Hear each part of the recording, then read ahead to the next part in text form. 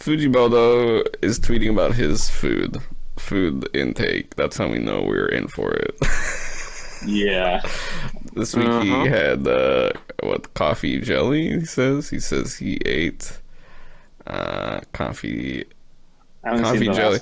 It's his first time eating coffee jelly, and it tasted good. You tried it out and it tasted good, so you should try it out yourself. That's the news from the man himself. That's Glad it didn't taste bitter. Oh yeah. Oh, of course. Should have thought about that. You know what I mean? Yes. This guy with his pointless messages. I was saying, because announcement on the pod.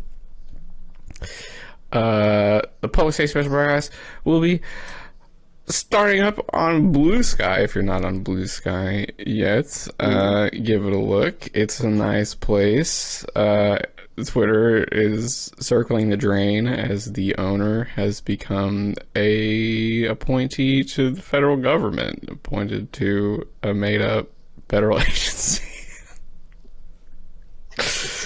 It's a consulting agency in order to skirt the guidelines and rules of working with the government. So Twitter's owned by the feds. That's kind of how did we get here? This is so stupid. This is not. We've gone from. Oh my god, we've gone from. Now we're actually tweeting in a government run. That's right. This is a state-sponsored media apparatus. That's crazy. So, public safety doesn't have the best relations with America, so we're trying to branch out our social media operations to not be entangled with the U.S. government. Right. So we'll be, if you stick around over there, the announcements will still come up, but we'll be moving our way over there for those interested in that. It's up and coming. It's got an interesting energy as people are excited for social media that is apparently not as algorithmically driven, or at least it's like algorithmically open, but whatever. That's not the topic of this podcast. That's just a brief little announcement over there, and I was saying, Fujimoto should come on Bluesky, except for it doesn't matter, because he's just going to tweet about coffee jelly. Who cares? Who cares, man? Oh, you had coffee jelly? Good. I'm glad for you, brother. That's great. Thank you, man. I needed that information. Yeah. Get through the week. Great. Cool. Love to see it. God. My microwave burrito was great. You should try one too. Yeah. You know what I mean? Thinking about it. But we're not here to talk about Fujimoto's eating habits, because who cares? He should stop eating at 7-Eleven so much, honestly. But regardless, we're here to talk about his works of fiction, his magnum opus or so, Chainsaw Man. Specifically, we're here to talk about Chainsaw Man, Chapter 183, Barf Head Perv. Before we get into that, I would like everyone to go around and introduce themselves in the traditional public safety fashion. Give your name, age, and devil contract. I am, of course, your host, Secret Doves, age 34, and my devil contract is with the War Devil. Oh boy. Xavier, take it away. All right, so my name is Xavier Ortiz, Xavier for short. I have a contract with the Jap Devil. I am 32 years old as of now. So, yeah, happy to be here, man. Welcome back, yes. Love to see it. And first time guest, Pineapple Spotter, go ahead and take it away. Yes, sir. Happy to be here again. My online handle, right here on the podcast and on Blue Sky, Pineapple Spotter, which is really just one big psych reference. That's sure. I love that show. Okay. Yeah, I'm 29 years old and turning the big 3-0 in a couple months. That's fun. Ugh. Wow, we got Welcome to the club. Aging. Yeah, we got an old. We got the Unk broadcast today. It's I would Unk say. hours. Real Unk hours. Yeah, Let's real go. Unk Back in my hours. day, the analog stick was the big hit of the video game generation. Yes, that's right. Atari, etc. OMG. You know what I mean? Let's do it. And my devil contract. Let's see. I guess I'm contracted with the Reflection Devil. Always looking back. Always Looking analyzing back. and Yeah. Always looking back. Look back. 2020 hindsight. Exactly what I thought. Yeah, there you go. Well, yes, thank you both for being on the show. We've got quite a chapter to discuss this week. There's so much to it. Let me just ask what were your overall thoughts on this one? What were the big takeaways, and then we'll get through some of the particulars. I don't know, Pineapple. I don't know if you want to have the honor since it's for your first time. Of course, sure. I'd be happy to. I mean, wow. First of all, Yes. The speculation of, and again, I always, I try to always comment this, but like the way Fujimoto writes is like, there's just a layer on top of layers, and then for a lot of the community to go and speculate, like, what is Pochita doing by eating these particular devils? Yes. Maybe octopus is an exception to that. We're not sure yet, but for Denji to have the realization that, this is to bring back memories of the good times and to remind me that there is something to live for, which again is a very consistent theme in Fujimoto's writing.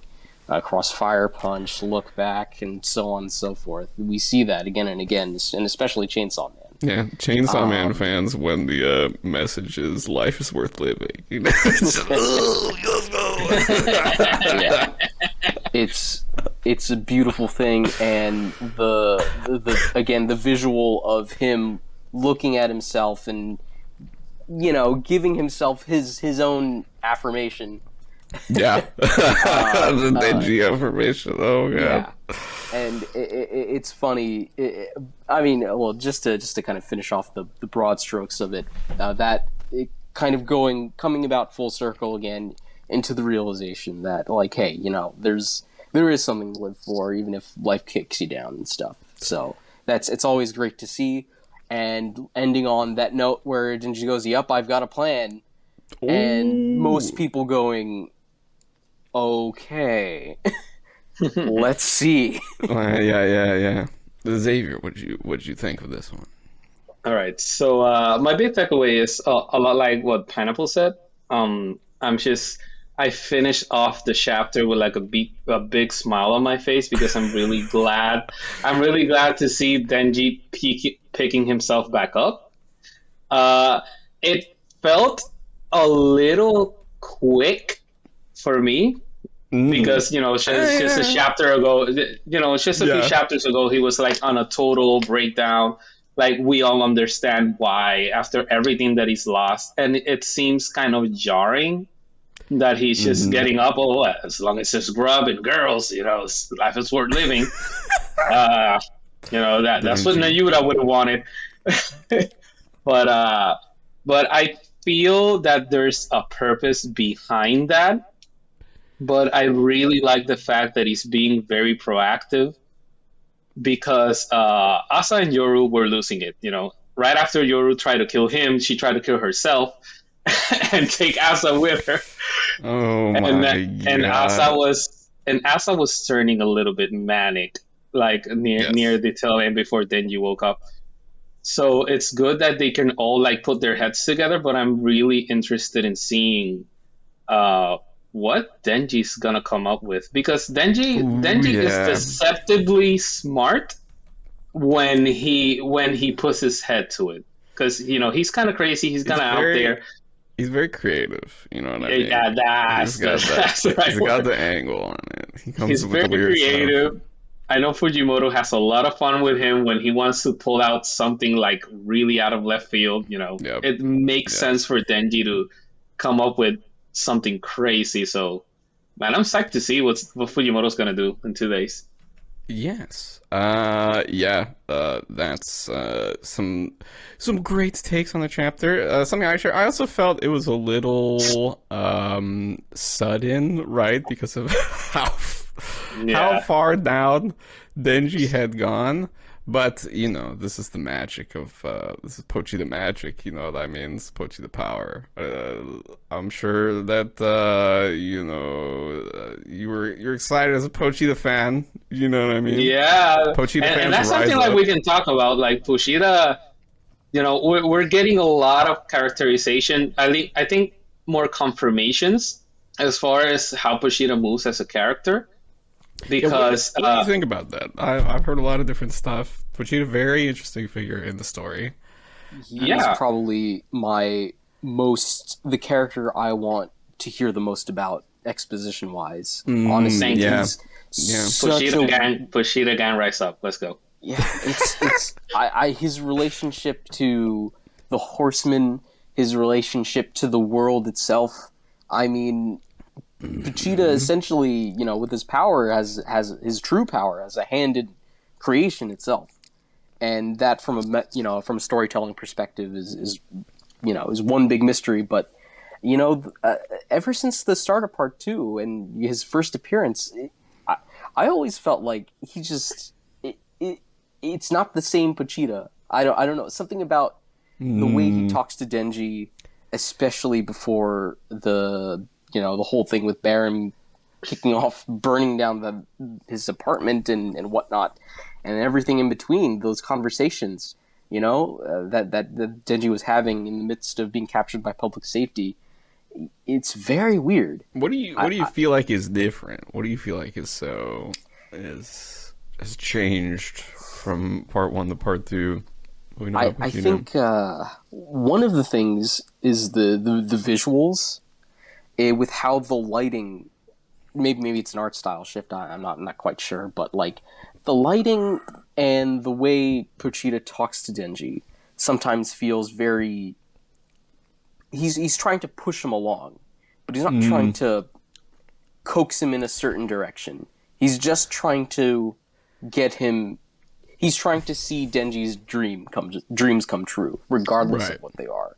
And I think it sort of felt like in part one, Pochita was entirely benevolent. He made the selfish sacrifice Right. to resurrect Denji and to have him better himself. But Yes. now that Denji has reached this level where he has a home, he has family, he sort of has friends. It's like, what's next, Denji? And that's such an interesting reflection of the growth of this journey of growing up, because it's like you've reached the point where you're stable, but what's next?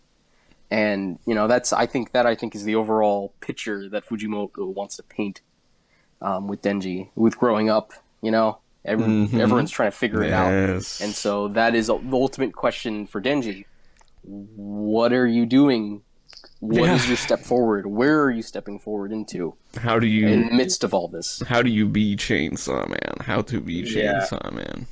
Also, I remember like we were talking about this like a few days back, like when the chapter was still fresh in our heads, um, about Denji becoming Chainsaw Man in more ways than one. More than just this physical appearance of a monster with chainsaw coming out of his head and arms.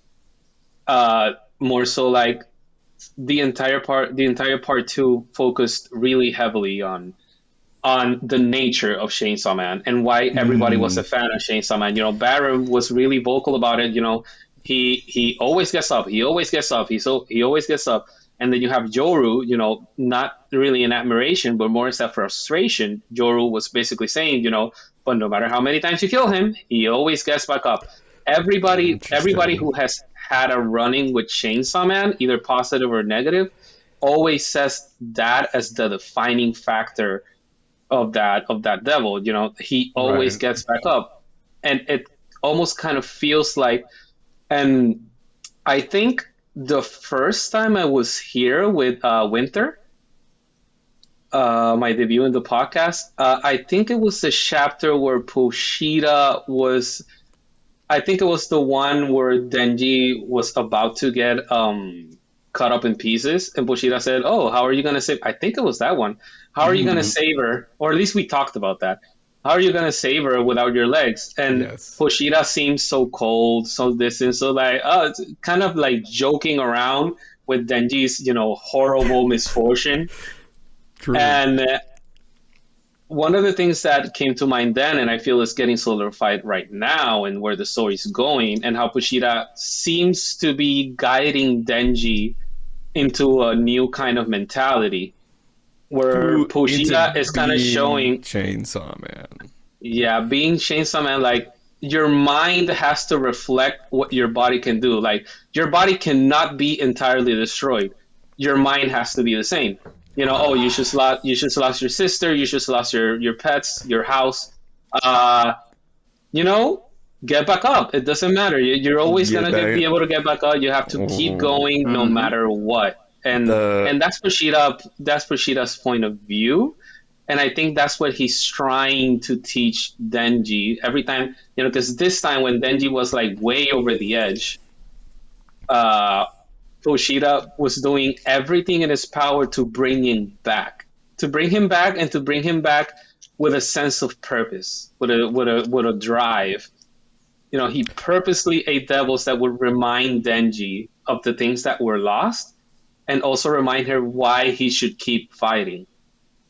Yeah. So I feel that's a big theme of Denji's arc, and I feel like Pochita's having a really good hand in that. And just to cap it off, sorry if I'm taking a lot of time. I want to get this. Let's go. Yeah, I just want to get this last part off, and I want to hear what you guys think about that.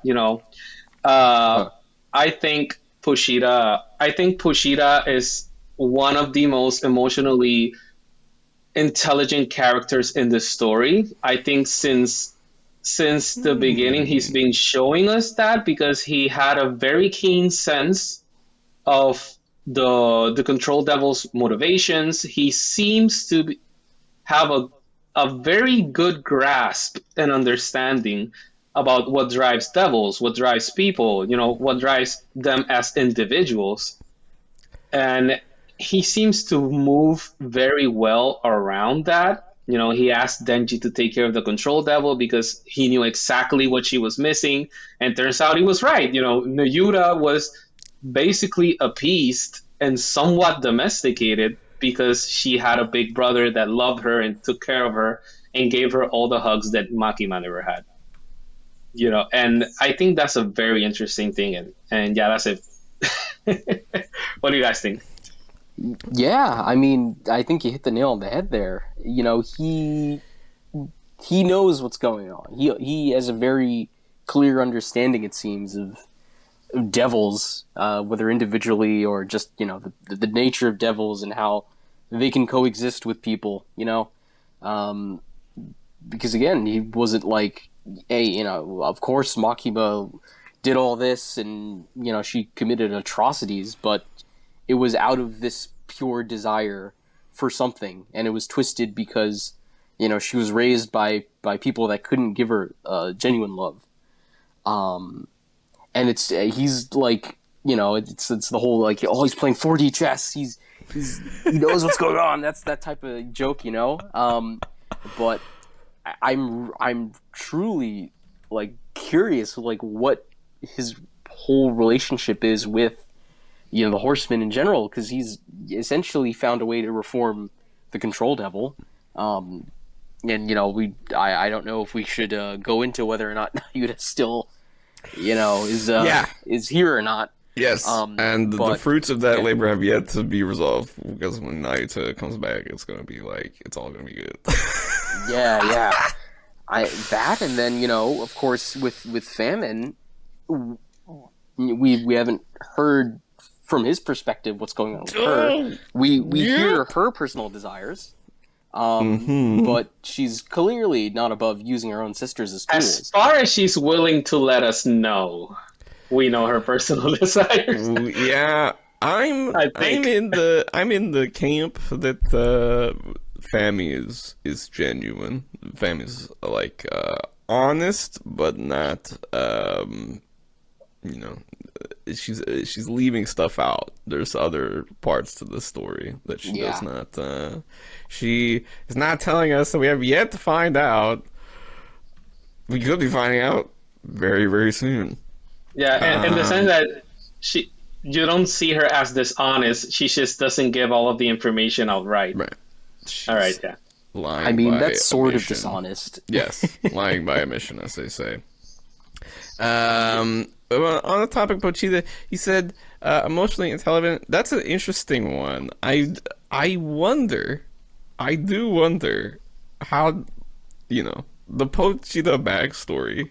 It's getting more necessary. You know what I mean? Yeah. More and more of the story is getting tied into this lore of Pochita. Also, will we ever see it? I'm not sure. There's one thing I'm surprised that it hasn't been mentioned. When Pochita was fighting, and you know, we talked about how Pochita seems to have had a certain relationship, if you can call it that, with the Horsemen. Yes. You know, Control is obsessed with it. We don't know what the heck Fami has going on with it. Maybe Fami just doesn't care and it's just letting him do whatever. But as soon as he saw Yoru, it was on sight. Yeah. And knowing Pochita and knowing how he tends to be pretty analytical when it comes to other things, maybe that's a confirmation that Yoru is just straight up evil. And even Pochita says, "Yeah, man, don't even try with her. Just get her out of here." Who knows? I have my takes on the Yoru Pochita backstory, but who really knows? You know, this kind of stuff. At this point, it's hard to pinpoint. Yeah, but it's fun. It's a fun thing to think about. Okay, let me ask you though: do you think we'll ever see it? That's the question I'm interested. Do you think we're gonna get it, or is like an interaction, or a backstory? A backstory, a Pochita lore, like the deep Pochita lore, or will it always be this kind of like ambiguous? Yeah, that's an interesting question, because I don't recall Fujimoto ever doing like big flashback sequences. You know, we get the one with Asa and Yoru in the bath, and that's that's a small chunk. Even the stuff in this recent chapter, is just like flashes. The Nayuta one was one of the longest ones. One of the longest ones, and one of the most sort of like, you know, functioning as like a backstory. Yeah. Flashback. Aki has one in the Gun Devil chapter, right, where he remembers his family, and Angel but it was really quick. And Angel asked one as well. That's also pretty interesting. But not many, you know what I mean? It's a staple of the shonen battle genre, you know what I mean? You're like in the heat of the battle, and it's like, oh, I remember, you know, those my friends. Yeah, and then you got the like my enemies. The 3-chapter arc in the middle of like 2 seconds of the fight. And they're like remembering the good times, and then they're like, remember how they they're all, oh, and that's when I learned this move, and then they bring out the secret move that they knew from the backstory.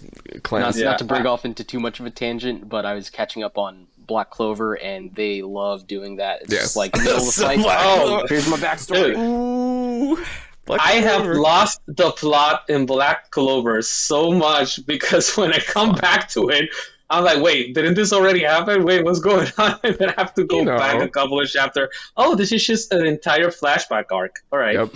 Exactly. They, Black Clover, for all of its flaws, it knows how to do the shonen stuff, right? It just it just does it straight up. It's a fun read. It is. It's a fun read. It's kind of tropey, but it's tropey in a fun way. Yes. I have fun with it. I have fun reading it, to be honest. I do as well. A personal favorite of mine, I love the art. The art is cracked. It's so sick. The black and white. Yeah. So sick. There's a different fucking manga. But very good with contrast. Yeah, he's very good with contrast. The contrast is so... black and white medium, when someone really knows how to do it, like Kubo style, it hits. It hits nice. This chapter was let me ask. Good. I'm gonna to answer your question real quick. Like, if we're gonna see a Pochita thing, I think we're going to get bits and pieces, and the rest we're gonna have to infer it, because I think Fujimoto's going the route of, keeping Pochita kind of a mystery.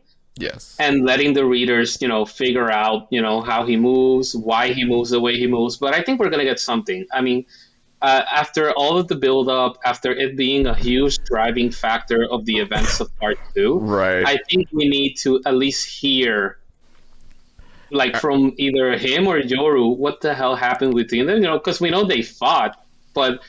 was it just like, hey, I heard you're pretty strong, Goku style. Let's fight. Yeah.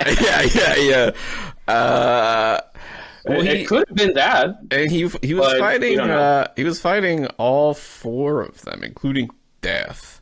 That's true. I forgot that. Also fighting the weapon people, and then almost died. Right. Turned into Pochita dog. But that's insane, because that's the 4 horsemen. That is Death included. Mm-hmm. And they couldn't finish him off. Nope. And he took a chunk out of Yoru. And he had, for some reason, he had enough time to take a chunk out of Yoru, even though there were 3 other sisters fighting him. Yeah, the lore of that, those events. I don't think we'll get.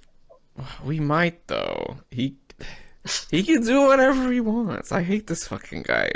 He doesn't care.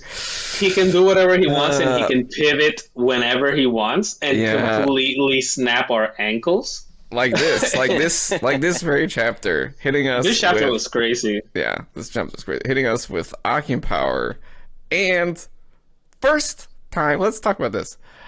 Okay, before we move on, though, I do think I am generally in the same camp as Xavier. I think he likes to do the hinting at stuff, the drip feeding details and things.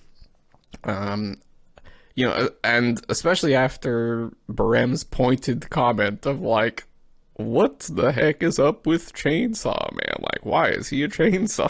It feels like, something is in the works for laying out all the weirdo ideas Fujimoto has in his notebook, the wacky metaphors he has cooked up for the story. So I'm interested to see that. I think it feels like Part 2 story is really built on that, right? There's this lore in the background. Fami, Yoru, Nayuta, the Death Devil, right? And it's this is what is moving the story forward overall, and we're moving towards finding out more about that eventually. Eventually. We shall see. Yeah, I mean, the core of the plot, part 1, part 2 now, has always been Pochita. Yes. And it's always been Denji as the obstacle to Pochita. And it's just, again, that's just, it has to be addressed. Yes. What is Pochita? Why is Pochita? Why is Pochita? How is Pochita? Exactly. Yeah. Who it's is always Pochita? it's always what is Pochita, and it's never how is Pochita doing. You know what I mean? How is Pochita's Yeah, day? nobody asked how he's doing. Did he have a good day today? You know what I would say, or at least say to what you said, Roland, as Denji being an obstacle. I think I'd see him as Denji being the door, because I believe, and now that they finally have a way to get into Pochita, now everybody's working overtime to get to it, because now everybody knows about that actual power thanks to Makima bringing it to light. That's right.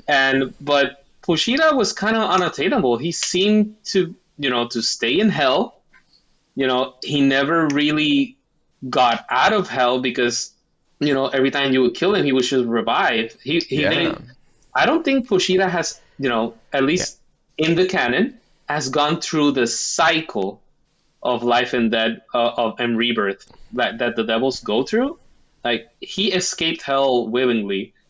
So to all of the forces that we see in part 2, aside from Fami, Pochita was essentially this unattainable force with the ultimate power of pretty much altering reality. And he's beyond death, I guess, or beyond the reincarnation cycle, because again, like you guys were saying, Chainsaw Man dies and he gets back up and he kills his targets and he kills the victims, and then he dies again and then he gets back up infinitely. Yeah, it's the curse of immortality. Here we go with Fire Punch again, part 2. Oh yeah. Part 2 is just he's Fire Punch a lot of stuff that was rough around the edges, but the ideas were very interesting. I think he's coming back to those ideas, trying kind of perfect the execution of it. Focus what he wants to say. Work on the dynamics of the storytelling. It's been really fun. Good. Yeah. Speaking of, okay, hold on. Before the Pochita guy goes on another bender. Hold up. Because we're talking about what Pochita's up to, what Pochita's been doing. One of the things he does, he drops for the first time part 2 appearance. We have Reze on screen. Yeah. Reze is here in part 2. Everybody, premonition. Shut the fuck up. Reze's back. Reze movie confirmed. Coming next month. 100%. I wish. Please. Man, I wish. Please. Last time. Okay, Reze movie tangent. Last time with the anime, the Chainsaw Man anime. Got the announcement for the anime. Years before there was any news about the date it was going to drop, and then in the middle of 2020, or no, 2022, middle of 2022, they were like, "Yo, it's happening. It's coming. It's happening. October, get pumped." So it can happen quick. You know what I mean? Don't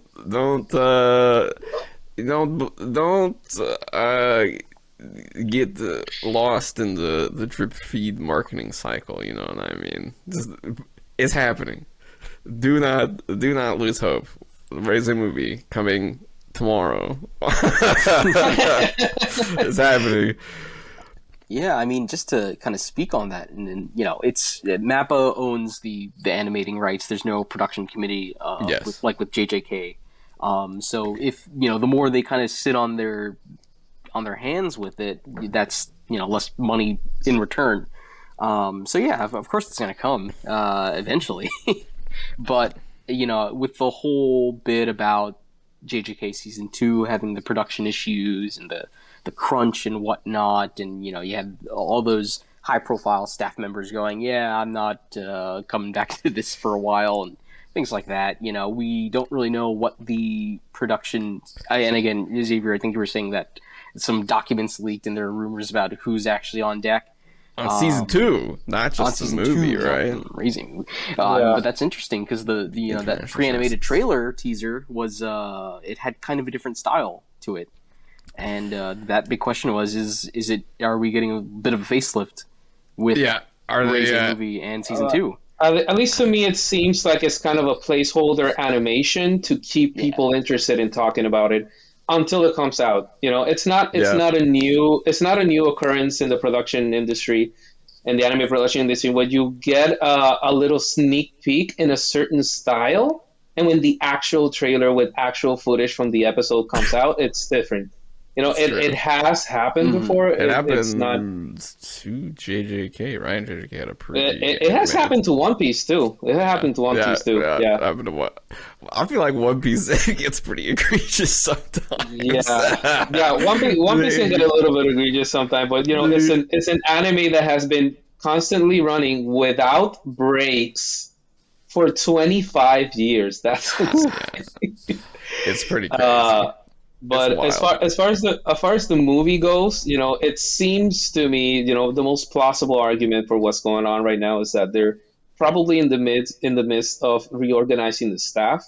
Because while Chainsaw Man was still airing, we were getting left and right bombardments with news that people are leaving, are starting new production companies, and Mappa was bleeding out generational talent as the anime was airing. So they didn't. It makes sense that they're restructuring. Yeah, they didn't stop airing it. They burned a lot of bridges on the second season of JJK. It's a core. Yeah, it's a core. So I'm not happy with how that production worked. I think most of the work was probably already done by the time this mass exodus was happening in Mappa. But I think pre-production for season 2 was definitely very, very effective by these things, because they already had a pretty strong production team for JJK. They had a strong production team for I remember the other title they were working on, Attack on Titan, I think it was. AOT, yes. Yeah, they had AOT, they had JJK. They were divided pretty hard. And then you have all these people leaving, Chainsaw Man was going to take the hit. They're still piling up the projects. Mappa has not changed their ways in that regard. Yeah, that's crazy. That's insane. Yeah, I do wonder. Will they ever learn? Probably not, as long as the CEO remains the same. But Toei has been pretty good about that, because they seem to divide their work a lot because they're constantly sourcing new talent. I keep hearing about a lot of French animators and Western animators getting constantly picked up by Toei, and picked up and picked up and picked up. Vincent Chansard, who has been a key animator in some of the best animated fight episodes in One Piece. Just recently moved to Japan. He was recently giving a role as a director. He's kind of doing his own stuff now, but he is coming back. He says so himself. And Toei's just, a lot of people that I follow who are great animators, are suddenly saying like, "Oh, I just got picked up by Toei. I just got picked up by," and that's actually pretty good, because they're, and by outsourcing, you don't have to pay for lodging, you don't have to pay for transportation. It's easier to get them. The remote work revolution of 2020 has definitely had an impact on the animation industry, from everything I've heard, because it's like, it is a type of job where, like, if the illustrators, if the animators have a setup where they can work from, which most artists do, because they like to draw. if they have a setup like that, then like you don't have to ship them out. You don't have to get them in the studio necessarily, as long as you have the infrastructure to handle that kind of like digital, collecting all the information and putting it together. Yeah, and a lot of people have the talent and may not have the best equipment, but a lot of these companies just buy the equipment and ship them off to them because Sick. when you compare it to the cost of maintaining an employee within the building, working within the building, it's pocket change. It's chump change. It's just buy the equipment and send it to them. I mean, that sounds like a sick gig. I've heard the good things about Toei's production lines. Like it's chill and everyone's nice, but of course, that's all relative, right? Yeah, it's grueling. It's so incredibly grueling. Yeah. It probably looks better than some other ones. You know what I mean? Relatively good, but is it actually good? Or does it just not hell? If they have good directors and good project managers, you can bang out good episodes with humane work timings. So look at decent. Freerun. Freerun's I can't believe how insane. consistent and high quality every facet of Freerun was. It was good. And it sounded like they were able to, like, Madhouse, in contrast to the past decade, like they were actually able to get it together and have real competent people on Freerun. It definitely helps when you have properties that are already selling really well, because it's easier to convince investors to wait, because you're like, look, it's gonna go crazy. Like, it doesn't just let us cook. This is gonna go crazy. We'll get the numbers. You know what I mean? Like, you don't have to sweat it. Yeah. But that's a good thing of starting an adaptation when you already have a well-established manga, because you already have the fan base. There are people who are willing to wait 10 years for an adaptation for certain anime if they were to announce it right now. Speaking of which, Go ahead. Let's talk about Reze. Reze back in this chapter. Yes. So, let's talk about this Chainsaw Man manga. Reze back. What are you thinking? What is this? What are we looking panel. at? What a page, right? And Yes. and I wanted to use Freerun as kind of a jumping off point to Reze, because with Freerun there's a lot of introspection on her part, being an elf and looking back on those cherished people. And on one hand, it's like, essentially the character realizes, I got a lot of personal happiness out of this, but also at the same time, I didn't appreciate it in that moment. And so you have this sort of stark contrast. And here with this Reze page, with the coffee, and then onto her, and it's just her. You don't see any facets of her being the bomb devil. And the lighting too that Fujimoto uses, it almost feels like it's harsh. It's this snapshot in time, but you see exactly how Denji sees her, and it's this beautiful moment that happened, but it can't return. But it's a reminder that, like, hey, I've had, again, we go back to that. I've had good times. My life isn't complete shit. It's true. It is true. It was, lots of discussion about the missing choker, right? We have the absent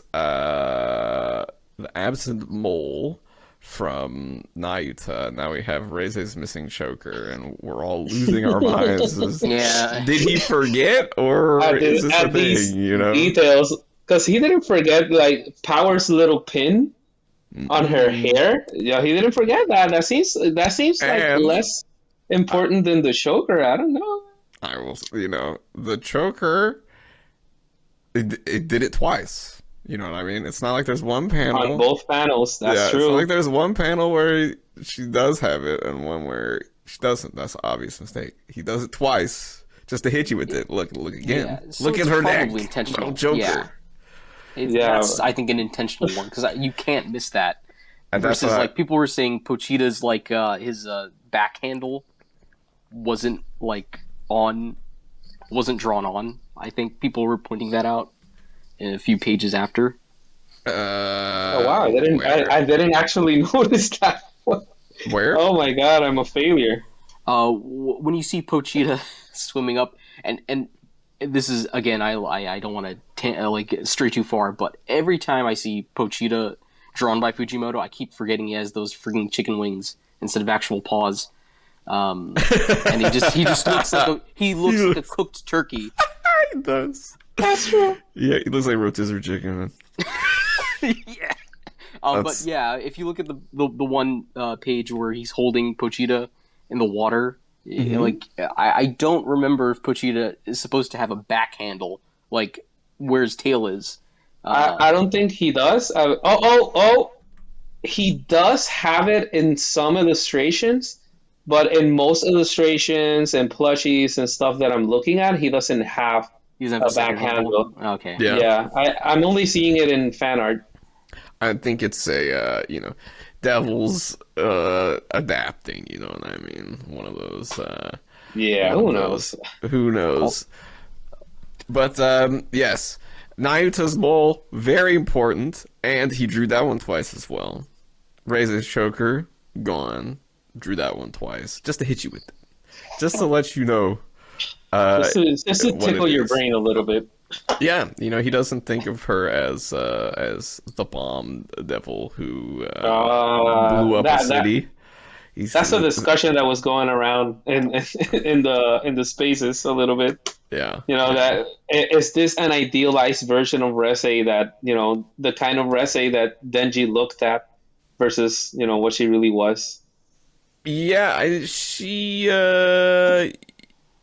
notably, this moment didn't happen, right? Like this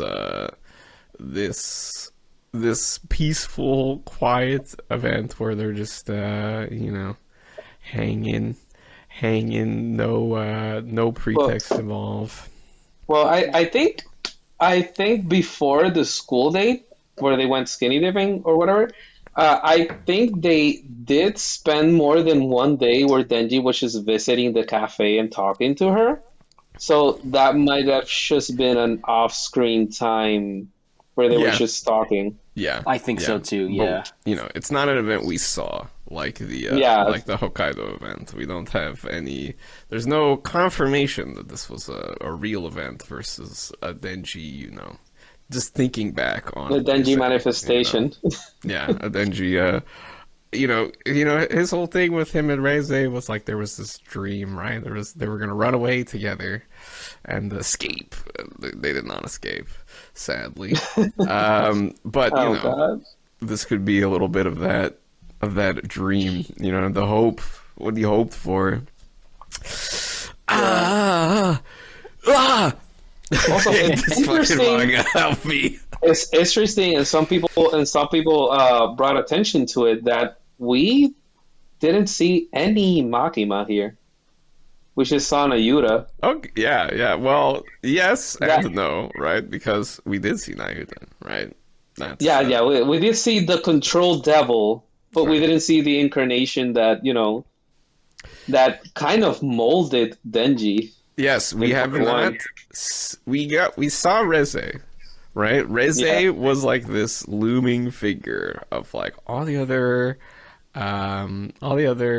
hybrids have come back, and she's not back. And she is the one. She is the only one who has not shown up. That has been left off. Yeah. That's what's feeding my hopes that she will be back in some quite important way, because it's just strange that she's just out of the picture. I'm saying everybody's like, no, she's never coming back. I swear to God, fucking Chainsaw Man fans are just such like there's they're just coping, you know what I mean? They're just absolute quitters. Just like the prison break, Yeah. the prison break cliffhanger. It takes it'll take a war to open up this to escape this facility. Yes. It's gotta be Reze. Those were her socks. I remember her socks. Yeah, I see you think man. don't give a fuck, 'cause as soon as there was a shot that Reze was in the manga, you were like, it's her. Yeah, those were the two funniest. Those were the two funniest week we have ever had within the fandom. We had so many fan arts of Kishibe, of Kobeni's car, of Kobeni, Reze. Oh god. All right, well, jolly good time, yeah. now that Reze has shown up, she's appeared. Right. On the page. We're cooking now. Think she's coming back? You think she will show up? Yes. Yeah, that's what I like to hear. Yeah. I'm not going to elaborate. She is coming back. Reze I don't know when. I don't know how. Back. But she is coming back. I wish I could be that much of a believer, because I've tried to speculate on what Fujimoto is going to do next for a number of chapters, and then he's just like, no, I'm doing it my way. I'm like, okay, cool. Yep. Yeah, I should tell myself every time I'm about to open the chapter, I should tell myself, oh, Reze's probably not gonna come back. Just because every time I say, oh, this isn't gonna happen, most of the time it usually happens. So trying to psych out Fujimoto. Yeah, I don't think it's gonna work. You have to tweet to him. You have to tweet like, hey, I hate Reze. I never want to see her page one ever. Never bring Reze back. Never bring Reze back. I will never drink coffee jelly in my life. If you bring coffee Reze. jelly is trash. Reze should never come back. That'll get him. He will hate that. I don't care about your recommendations. Just don't bring her back. Yes. Oh God. Can't predict Fujimoto. Speaking of predicting Fujimoto, we're gonna finish this off with our weekly segment where we try to do the impossible. We try to predict what the fuck is gonna happen in the next chapter of Chainsaw Man. We've got quite a doozy on our plate because we kind of know. Okay, this time he's given us. It's been a long period where just shit is just happening, and then you get to the end of the chapter and you're like, I don't know, man. Literally anything can happen now. Yeah. Who fucking knows what's gonna occur? But this time, he's giving us a setup. Denji says, I'm gonna get us out of here. I will get us out of here. So, from there, where do you see? What do you think? Oof. I feel like because Fujimoto loves just kind of sprinkling hints here and there, Denji says two things. He says, what do I have to live for? Girls and grub. And he also says, Chainsaw Man's stomach, I bet it's still in the real world. So I think he's going to look at us and say, okay, climb, I'm going to eat you, and then Chainsaw Man's going to spit you out. And then that's the plan. Okay. So that was my knee-jerk reaction to the chapter. Oh my god, is he gonna Makima Asa? Ooh, yeah, that would be quite the that would be quite the development. Yeah, that would be quite the chapter. That chapter would break the fandom. I think, but I wouldn't put it past him. I wouldn't put it past Fujimoto to just give everybody gore of their comfort character. Oh, out of nowhere. He loves doing that. I chopped up Denji. I'll chop up Asa now. Chop up Asa too. I don't care. I just had coffee jelly. So there's that is one option. The only thing about that is then how does Denji get out? Because he's gonna get them both out, right? So Then he eats your pops out, and then yours is supposed to like I 1v1 the falling devil and break everybody out. Yeah. Like, I guess she's supposed to revive Chainsaw, like Pochita, and then he'll just murderize aging, and then that'll be that. Like, I mean, but will that get Denji out? Like, if and I don't know if he can even murderize aging. Like, he got murked by Yoru, and then Yoru got murked by aging. Pochita in his in the flesh is like this weird glass cannon where he's able to just cakewalk up to a certain level, and then once you hit darkness, Makima, aging, it's weird. And again, we go back to the big super fight he had with all the weapon devils and then all the horsemen.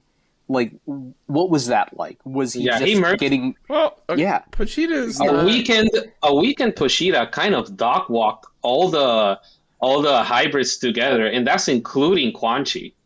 Yeah, and that was in the graveyard. Like, Pochita was weakened. That's Pochita where everybody idolized him and didn't fear him as much as they did now. True. Yeah, so it could be the War Devil Pochita team up, but. Oh my I God. need that.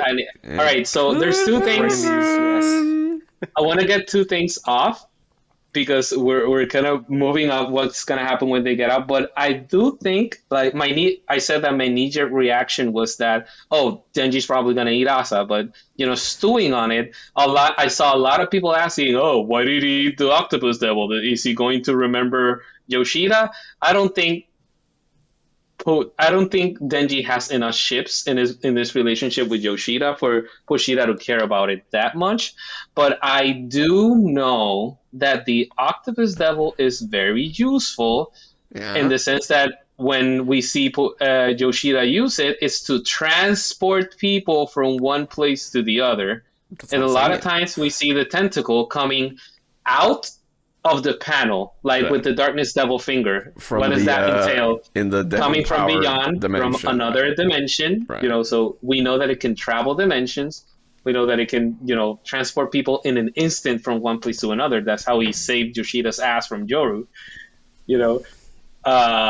And I think Pochita ate the Octopus Devil as a contingency plan so that he could have a quick out in case of an emergency. And I think Octopus is coming next for that. I don't think right now that Denji's going to actually eat Asa, but he's probably going to puke out Octopus.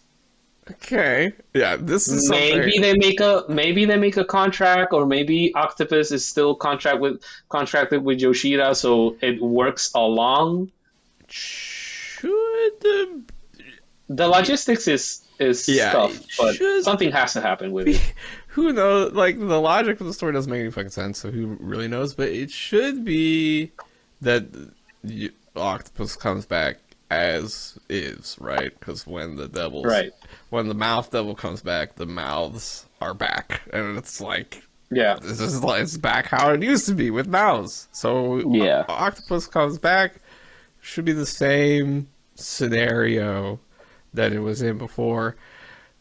Could be seeing Yoshida next week. You know what I mean? If that's how this is gonna work. He's MIA. Your family's MIA. We got a whole bunch of characters here. I wouldn't be surprised if we got Yoshida and Fami, who probably knows what's going on with the aging devil, tells Yoshida, "Hey, use your power, get him out." Yeah, that's my headcanon, but I think that Fami and Yoshida are maybe not working together, but they're on common ground in a certain way. I wouldn't put it past them working together. Yeah, is Fami actually working with public safety, and the whole Chainsaw Man Church is like kind of a front? A psyop. It's a psyop to get people to trust public safety more. It's all the government. Oh, that's actually it would be pretty meta. That's pretty interesting.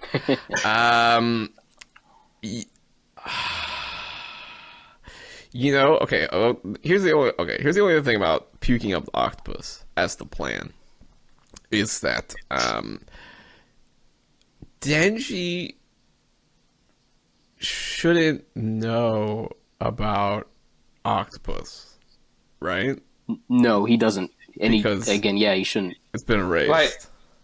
All right, maybe not in that sense, but he has witnessed Yoshida use the power, and he has been transported by Yoshida once. But it's been eaten by Chainsaw Man. It's gone. It's done. No one Denji remembers should it. know. Yeah. No one should know about the octopus devil. That it Yeah, never but I mean, existed. like with bitterness and with snow, like he remembered After he what he they puked them mean. out. Yeah, but after he puked them out, right? so far he hasn't puked anything up out of his own will. It seems to be Pochita jettisoning those devils out when it's convenient. Denji isn't the one doing it, so we don't really have to rely on Denji knowing what to do with what's in his stomach. Except for the fact, Oh, that's right. He Denji has a says, plan, so he should this know. is my plan, right? Yeah, it's so his what's the idea. plan is Denji's idea. So it shouldn't be That's right. I didn't think to about barf that. up That's true. octopus specifically. It could be to barf up a bunch of devils and see what happens. Maybe, actually, yeah, because it'll probably be something like he says something kind of stupid, Asa calls him an idiot, and then somehow I'm it there. works out. Yeah, Baka Denji. Also- my god. Let's go. Also, it just works. I'm gonna bring us something that might worry us, but might hype up at least specifically Doves. Because what is Yoru gonna do now that she knows that Denji can puke out things that Pochita has eaten? But she already knows that. She made him puke. That's true. But did she shoot him to make him puke? Or did she shoot him just to shoot him and then it happened? And she was like, oh, this is cool. I can talk now. But she can tell. Yoru knows about the erasure, and she can track when the erasure happens. She doesn't remember the thing, but much like Makima, she's sort of, Makima talked about, like, I forgot all this stuff, but I still remember some things. Even her memory was waning, but she still remembers some things, Yoru knows that nuclear weapons is gone. Yes. But the thing is that different now is that Yoru knows that it doesn't have to be Pochita for her to get him back. Now she knows that Denji is also a viable vehicle to get them back. That sounds. And we know that she wants to fight Pochita, but right now she knows that's not possible. But the next best thing is right there, Yeah. That's devious. in the moment, though, like in Aging's world, she already knows her powers won't work. So even if she somehow coerces him to spit something up, and again, she doesn't punches him in the stomach. Yeah, she's probably going to do that, and she's like, puke out my children, and then he's going to go, what are you talking about, crazy lady? Oh, yeah. Ooh, will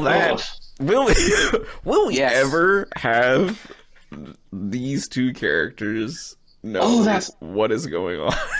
That's one thing. Absolutely That's not. one thing that I wanted to get into too. Like, are they getting out quickly, or are we getting a few more chapters in this world? Because my hope would be that we get a few more chapters. I think we are. That's my hope.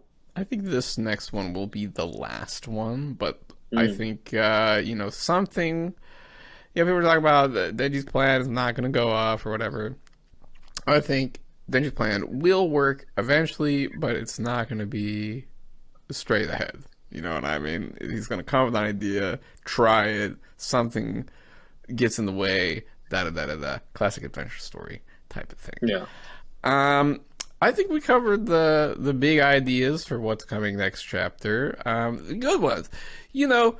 He gave us something to work with this time. Yeah. He gave us a little bit of... He gave us a little bit. He wasn't gave us just a little like, bit of food. Watch this. You don't know what the fuck is going to happen. And it's like, That's okay. the best part.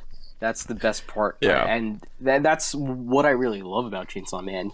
Fujimoto just oh, there's an aging devil. Oh, what does he do? Does he age you? No, he traps you in some weird space and forces you to turn into a tree. That doesn't make any and fucking sense. Yeah. Oh, what's the darkness devil? Oh yeah, he has an entourage of dismembered astronauts praying to him. True. That makes sense. You know what I mean? Perfect sense. And what's crazy about Fujimoto's work is that every time we know there's a new chapter coming out, whenever it's, for me, it's 11 p.m.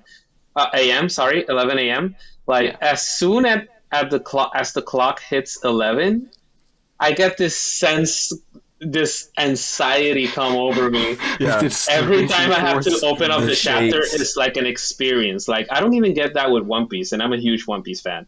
Like, when I open a One Piece chapter, I'm like, oh, this is gonna be fun. Yes. With Fujimoto chapter is, what the hell is gonna happen? Yeah, when we get on the ride. What the fuck is going on? Get me off this wild ride. Well, we will be staying on this ride this week. In, man. Yes. Forever. We are locked the fuck in. Thank you, both of my guests, for logging in this week. We will be back next week with another chapter discussion. No break. We've got 3 in a row. A little special treats. 3 for on this train. We're getting pampered. Triplet of chapters. You know. Usually 3 chapters like the limit. So, and we usually end up with a huge cliffhanger. So. I want to know, there's probably going to be a break after this chapter, so I know that break's going to hurt. I know it's going to hurt. I have a feeling they're going to get out, and yours going to do something horrendous. Yep. Again. Either Yoru's going to do something to get out. War Devil. Or... We don't know. We don't know what Yoru might do, man. We don't know. What will happen? We will be back discussing whatever fresh hell awaits us next week. Thank you, everyone, for listening. Like, subscribe, comment, do all that. Tell us, what do you think Denji's gonna do? Is he gonna do a cool kick and just kick the world into oblivion? Who knows? We'll be discussing it, whatever it is. Thank you, everyone, again, and goodbye.